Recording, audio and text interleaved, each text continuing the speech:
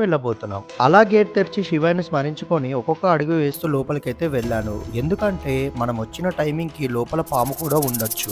ఎందుకంటే మనం వచ్చింది మధ్యాహ్నం వేళ. గుడి క్లోజ్ చేసి దాదాపు 2 గంటలైతే అయ్యింది. అలా లోపలికి వచ్చి శివయ్య దగ్గర ఎటువంటి పాము లేకపోయేసరికి ఒక్కసారిగా నా మనసు కుదిట పడింది. ఇంక అలా వంగుతూ నడుచుకొని వెళ్ళాక ఆ శివయ్య దగ్గరికైతే వచ్చాను. ఇంకాస్త ముందుకు వెళ్ళి ఆ శివయ్యని మీకు కూడా చూపిస్తాను రండి.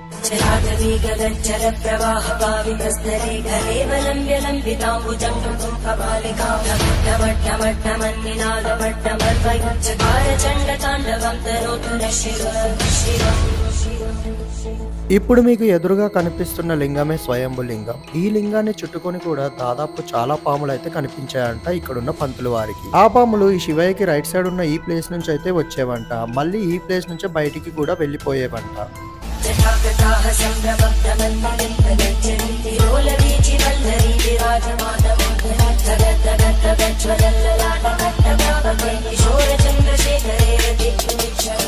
ఇంకా మేము ఈ శివయ్యను అలా దర్శించుకున్నాక ఈ పక్కనున్న గేట్ నుంచి అయితే బయటికి వెళ్ళిపోయాము.